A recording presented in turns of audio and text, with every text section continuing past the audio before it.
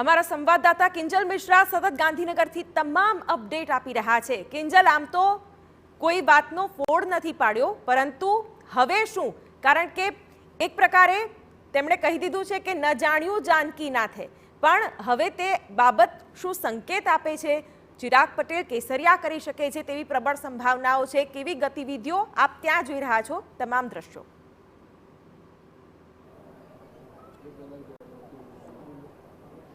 શિવાની, હું ફરી કહીશ કે સતયુગમાં જાનકી નાથને પણ આવતીકાલે શું થશે એ ખબર હતી, પરંતુ સમય જે પ્રમાણે હોય છે ત્યારે સમય પહેલાં કંઈ પણ કહેવું એ થોડુંક અઘરું થઈ જતું હોય છે, અને એવું જ કંઈક થયું હતું। એ જ કારણ હતું કે ચિરાગ પટેલે આ જે વાત હતી તે મીડિયા સમક્ષ કરી નથી, પરંતુ એમને વાત જ નહોતી કરવી, પરંતુ જ્યારે TV9ના કેમેરામાં કેદ થયા ત્યારે વાત કર્યા સિવાય કોઈ ઓપ્શન ન હતો। ત્યારે તેમણે બચાવ પણ કર્યો હતો, એવું પણ કહ્યું હતું કે કોંગ્રેસમાં છું, ધારાસભ્ય અત્યારે છું, સાંજે શું થશે એ ખબર નથી। એટલે આ બધું બહુ સ્પષ્ટ હતું કે સ્ક્રિપ્ટ લખાઈ ચૂકી હતી, પરંતુ હા, એ સ્ક્રિપ્ટ થોડી વહેલી બહાર આવી ગઈ હતી, તેના કારણે જે શબ્દોની રમતમાં અથવા શબ્દો ગોઠવવામાં સમય લાગ્યો।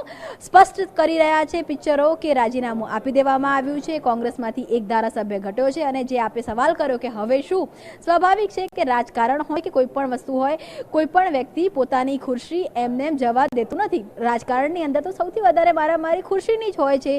જ્યારે ટિકિટ લેવા માટે ટિકિટ ન મળે ત્યારે, જ્યારે ઉમેદવારો અપક્ષમાં લડતા હોય છે, પક્ષ પલટો કરતા હોય છે, ત્યારે જીત્યા પછી કોઈ પણ વ્યક્તિ માત્ર ને માત્ર રાષ્ટ્રપ્રેમ માટે કે વિચારધારા માટે કે વિકાસની રાજનીતિ માટે પક્ષ છોડતા નથી। ત્યાં વ્યક્તિગત સ્વાર્થ, વ્યક્તિગત હિત ચોક્કસ હોય છે। હા, તેને બતાવવામાં નથી આવતા, કહેવામાં નથી આવતા, પરંતુ એ દેખાતા હોય છે અને મહેસૂસ પણ થતા હોય છે। આવું ચિરાગ પટેલમાં પણ હશે, પરંતુ જો વાત છે જ્યાં સુધી કે અત્યારે એક ઘર બદલ્યું છે, ત્યારે બીજા ઘરમાં પ્રવેશ ક્યારે કરશે, એટલે કે પ્રવેશોત્સવ ભાજપમાં ક્યારે થશે, તેમાં કદાચ હજુ થોડી વાર લાગશે, કેમ કે હજુ કેટલાક ઓપરેશનો છે તે ચાલી રહ્યા છે।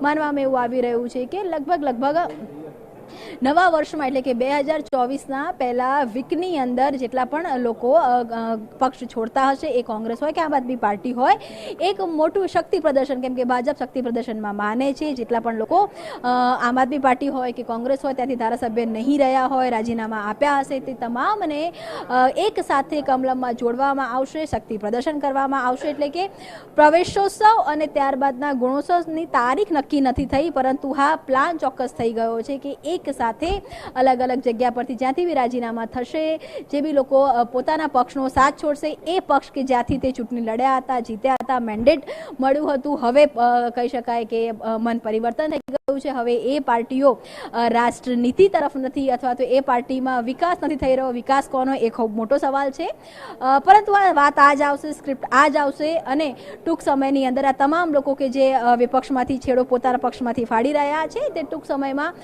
કમલમ પર જોવા મળશે। કમલમ પર પ્રવેશોત્સવમાં આ તમામ ચહેરાઓ જોવાશે।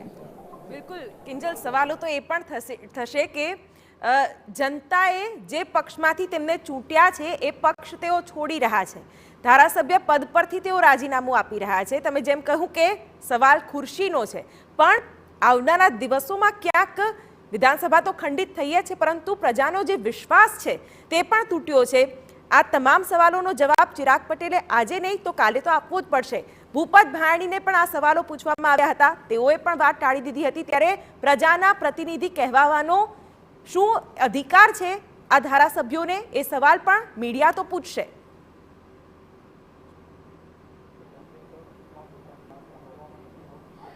સવાલ ચોક્કસ મીડિયા પૂછશે, પરંતુ જ્યારે પણ ચૂંટણીના મેદાનમાં જતા હોય છે, ગુજરાતનું આપ જોતા હોવ છો કે એક પેટા ચૂંટણી બાદ કરો કે જે પેટા ચૂંટણીની અંદર અલ્પેશ ઠાકોર સહિતના લોકો ચૂંટણી લડ્યા હતા, પરંતુ એ પેટા ચૂંટણી એવી હતી કે 5માંથી 3 જે બેઠકો હતી તે કોંગ્રેસ જીતી ગઈ હતી અને ભાજપની હાર થઈ હતી।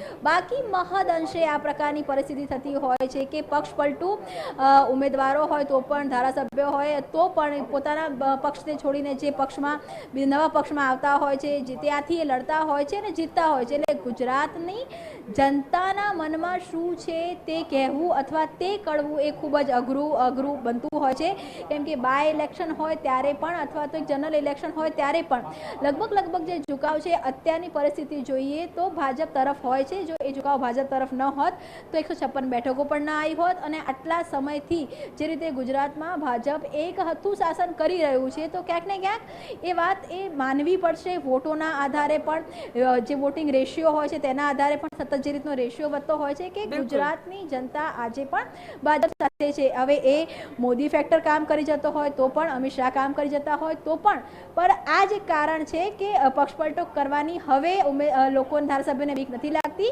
કેમ કે ભાજપમાં આવ્યા પછી પણ તેમની સ્વીકૃતિ થતી હોય છે. બિલકુલ કિંજલ, આગળ પણ આપણી પાસેથી અપડેટ્સ મેળવતા રહીશું. તો હવે કોંગ્રેસના ધારાસભ્યએ રાજીનામું આપી દીધું છે અને ભાજપમાં જોડાવાની અટકળ પણ છે. થોડા દિવસ પહેલાના દ્રશ્યો પણ આજે યાદ કરવા રહ્યા. આપના વિસાવદર બેઠકથી ધારાસભ્ય ભૂપત ભાયાણીએ જ્યારે શંકર ચૌધરીને ધારાસભ્ય પદ પરથી રાજીનામું આપ્યું હતું તે દ્રશ્યો જોઈ શકાય છે. બીજી તરફ ખંભાત બેઠક પરથી કોંગ્રેસના ધારાસભ્ય ચિરાગ પટેલ કે જેમણે આજે રાજીનામું આપ્યું છે, તેઓ એક ધારાસભ્ય પદ પરથી આજે રાજીનામું વિધાનસભા અધ્યક્ષને સોંપ્યું છે. કંઈ પણ કહેવાનો ઇનકાર કર્યો છે અને મીડિયાના સવાલોના જવાબ પણ ટાળ્યા છે.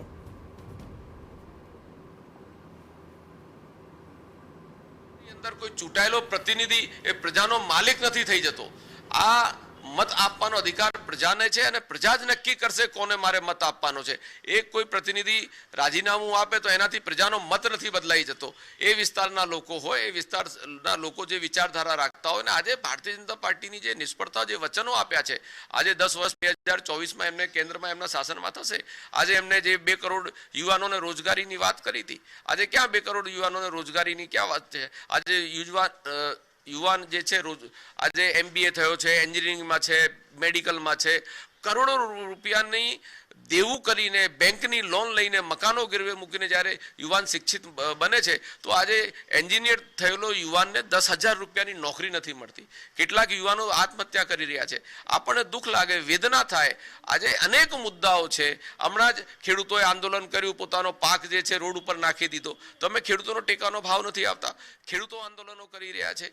એટલે સરકાર ત્યારે કોંગ્રેસે પણ આક્ષેપો કર્યા છે અને ક્યાંક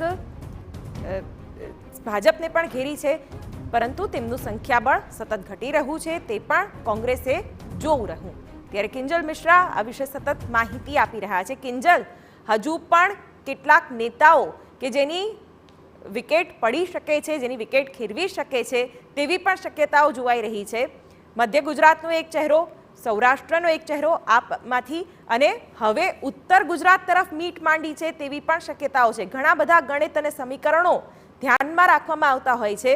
ત્યારે શું દેખાઈ રહ્યું છે આવનારા દિવસોનું ચિત્ર?